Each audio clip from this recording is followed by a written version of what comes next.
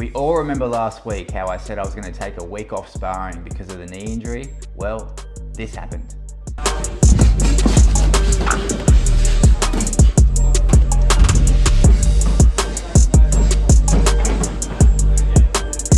It is seriously like a ghost town here. No one around. We are way out west. Alright, so Monday, first session of the week. I believe this is the 6th or 7th round on the bag. There was some skipping before this. I think I only did 3 or 4 rounds of skipping, and I was practicing trying to bounce off the left foot only, obviously trying to protect that right knee. But yeah, here practicing some short uppercuts, some short hooks on the heavy water bag. We are going to go on to some pad work in a second after this, but one thing I have noticed is I do keep my head pretty low, like my eyesight is pretty low down, especially when practicing these sort of punches. I've got to try and pick that head up a little bit more. You can see it's facing down here, it's almost at a right angle. I've got to sort of straighten that up a little bit, get the head more upright, get my eyesight more upright. This is bad technique, practicing on the bag. Now, some of you may remember last week I mentioned in the video that this week was the first week that the gym owner / head coach was going to be back. So after we did those rounds on the bag, yeah mate, the camera's still there. After we did those rounds on the bag, it's still there. After we did those rounds on the bag, we then got onto some pad work, and this was the first round of pad work, and I was basically front row center of the gym owner, who is just over to the right here. So I didn't really put 2 and 2 together at the moment, but I guess I was about to show him where I was at in terms of some pad work. Now, I've been picked a lot for this during this week. See that shuffle I do with the arms, the scissor motion up, down? I'm gonna call it the 5-knuckle shuffle. Shout out John Cena there, I do it again. But yeah, that has to go. I'm not even really noticing I'm doing it, to be honest. In my mind, my arms are pinned to my face the whole time, but clearly they're not. And another thing I've actually finally noticed is my guard is down until I go to throw punches. So it's down, then I lift it up to throw punches, down, it's up to throw punches. So this is another thing. In my own mind, I've not realised I'm doing this. Here we go into some body rips. So I actually asked him, is it more of a hook or more of an uppercut? And he's telling me it's more of an uppercut. You want to get under that rib cage. But yeah, I've got some things that I've learnt a lot this week. The 2 biggest things being is that 5-knuckle shuffle that has to go. And then also too, when I actually think my hands are up, protecting my chin, they're not. So they're down here, 5-knuckle shuffle, and I lift them up to throw that jab. So all that stuff has got to be worked on majorly this coming week. Now, the other thing that I also got picked up on by the head coach is I'm not lifting my elbow, not getting that shoulder up high enough on the left hook, and I also need to engage more that front foot with the turn of the foot, engaging the hip. So here I am practicing the left hook, trying to take those notes in a little bit there as well.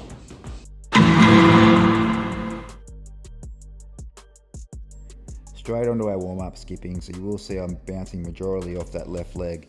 You also will notice that the camera quality is terrible today. That is because I have been getting punched in the head a lot lately, and I actually left my iPhone, forgot my iPhone at home that I normally record with.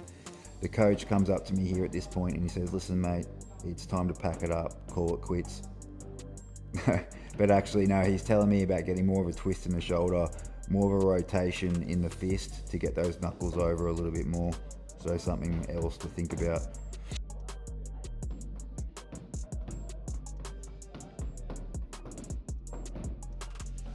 So the pads continue here, and so does my up-down guard and a little bit of 5-knuckle shuffle. And to finish it off before some core work, we are practicing the hands down technique on the bag here as well. Nice way to finish a Tuesday.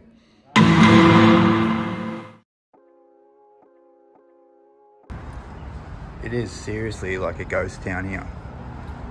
No one around. We are way out west. Alright, first shop is Finny's. Alright, so we are straight to the men's rack here, and we are going to see what finds we can have. So far, nothing too good. We have a Jess Glynn, some sort of artist shirt that I've never heard of. Don't worry about picking that up. We are mostly looking for pop cultural stuff. That Universal Studios Hollywood shirt might have done all right. We have the Tom Brady, I believe this is the Pirates, $8. That's probably a factory or cotton on shirt anyway, not worth picking up. We have this Indian motorcycle shirt. It's actually not a bad shirt, but what is bad is the price on that one, $20. They're absolutely kidding. We have another Dragon Ball Z shirt here, newer print, you can tell by the print on tag, $12, not worth it. We have this cool 2-pack shirt, but what is not cool again is the price, $15. They are absolutely kidding themselves.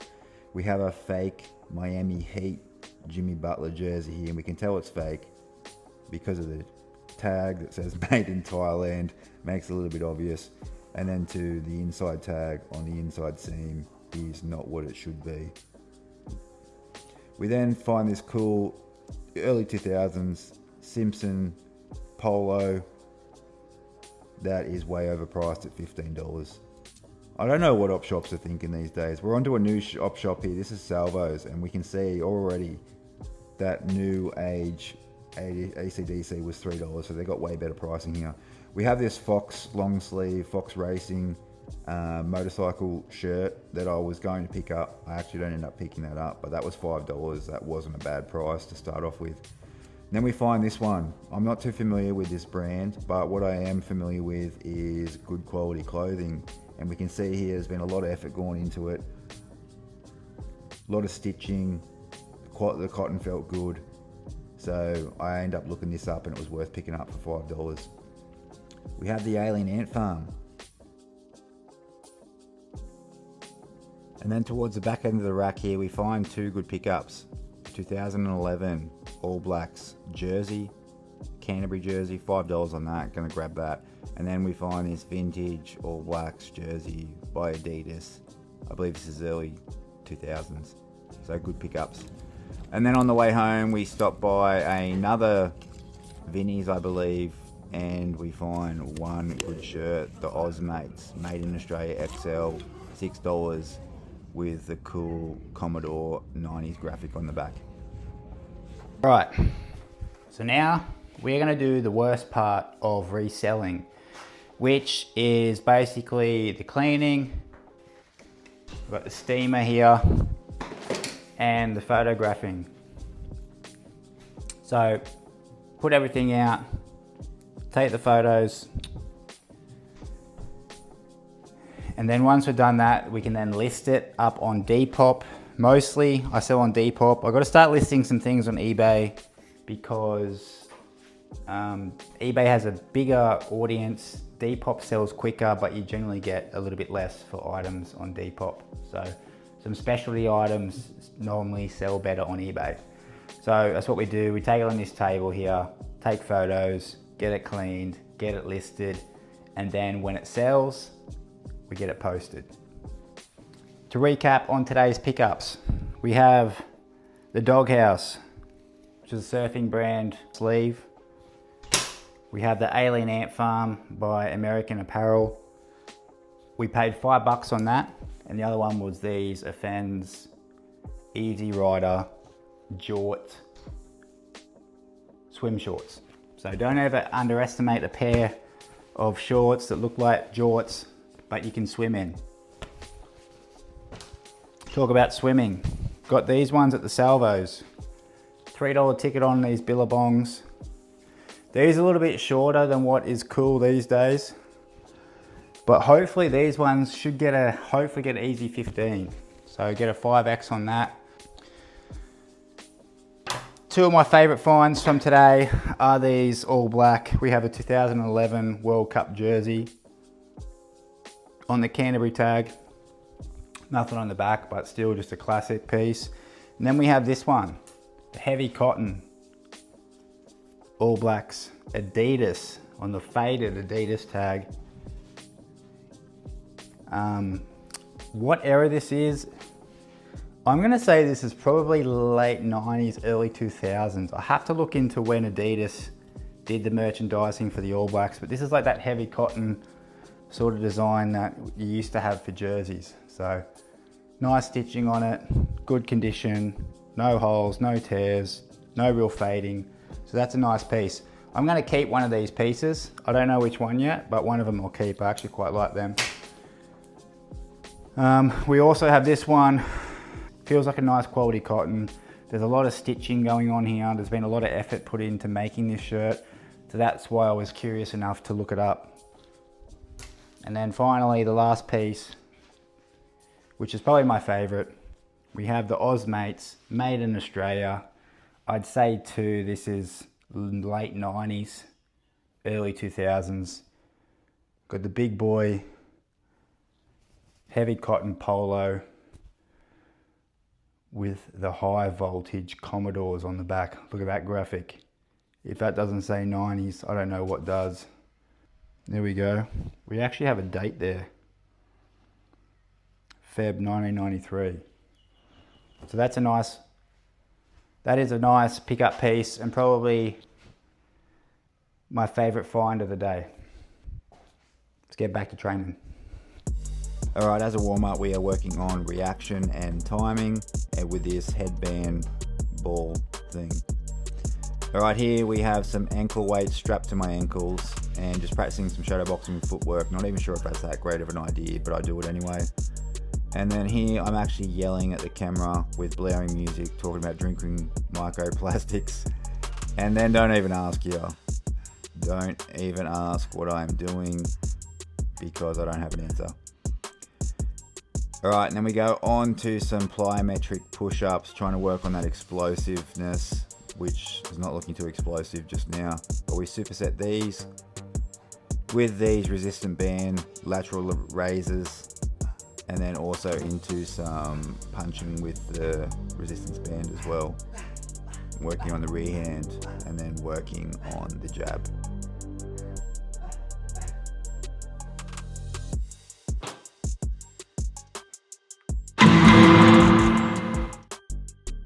We actually did so for warm up, we did skipping, which I haven't shown. We did a medicine ball jog, which was basically just a 10-minute constant jog with different weight medicine balls. So when the coach yelled out, you would drop your ball, you'd run, pick up the ball in front of you that the last guy dropped.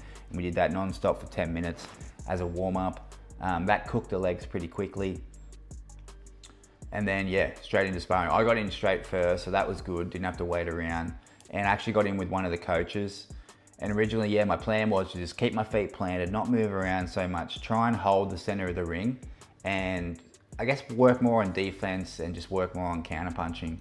Well, I got in the ring and that plan went completely out the window. I basically was straight on my feet, moving around a lot. As soon as I got in the ring, I just did not want to be sort of getting hit too much, wanted to practice the jab, move around. I actually think I didn't move around as much as I normally would, but I think that worked in my favor a little bit. I have not watched the sparring footage back, so we're going to do that together when we do the narration of the footage. So let's get straight into it.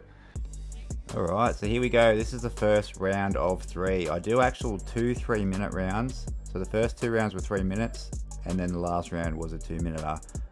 Obviously, I've absolutely dusted after the second one. Dusted after the first one, to be honest. Here, as my original plan was to just hold the center of the ring, not move around too much, but I end up moving around about as much as normal anyway. Trying to keep him off. Obviously, the trainer's looking after me here. He's just pressuring me, not trying to hit me too hard, thankfully. But yeah, I'm feeling the pressure. So when I feel the pressure, I'm trying to throw back. Definitely feel like I'm about to get cornered here, so I just try and step off a little bit. But then I step back into the corner. Here, I'm getting pressured, and then I gone a little jab to the body. I wish I had gone a hook. Same thing, trying to keep busy, trying to just throw something out there. Stop the pressure. There, nice little body shots. Good little short right hook then too. I was pretty happy with that one. As you can see, he's just pressuring me. Trying to keep him off with the jab. He starts parrying the jab. So I think to myself, if you want to parry the jab, I'm going to try and go to the body. There. I step on his foot there. He's got no shoes on.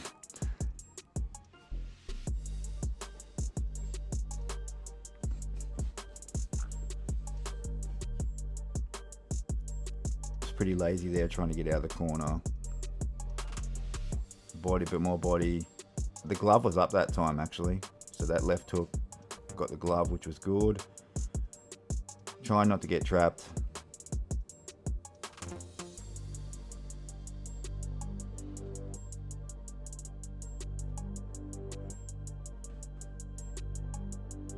Didn't quite step off right there with the left hook.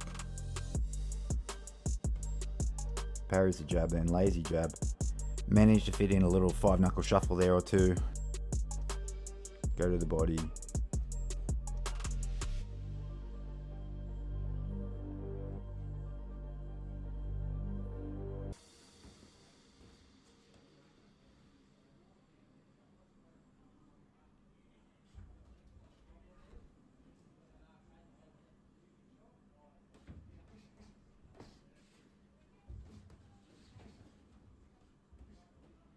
Once again, hands are down there. Hands were down there the whole time. That's no good. Here he's got me in the corner. I'm trying to let feel, just sort of allow a bit of a pressure. Also just feel some in tight fighting. Nice little roll out here with a left hook. I was actually pretty proud of that one. Lazy jab here, lazy jab. He's pushing forward onto me. I start to stutter here. A big huff and puff before doing a 5-knuckle shuffle. Lazy jab, lazy jab, lazy jab. Trying to move away. Trying to not get caught. End of the round. Alright, so after all that sparring, the 3 rounds, I then go onto the bag after I realise about the 5-knuckle shuffle and about dropping my hands before punching. So here I'm just practicing 1-2, 1-2, trying to keep those mitts glued to my nose. That's what I'll be practicing now for the next few weeks on the bag. And then the session wouldn't be complete without doing a little bit of extra core work here at the end. Appreciate you all watching. If you are joining in for the first time, if you enjoyed this video, hit the subscribe button. I'm a brand new creator. I appreciate everyone who's already subscribed. I'm almost at 30 subscribers, which I guess is more than I thought I would already be at this stage. So appreciate everyone who's already hit the subscribe button. The people who are getting into the comments, I really appreciate you guys the most. It's fun. It's just fun to communicate with other people and, you know, have people comment on my videos. It feels good. So I appreciate that. Hit the like button also helps out me as well with the algorithms and everything of YouTube. So appreciate you all. See you all again next week. And I hope you're all out there crashing goals as well.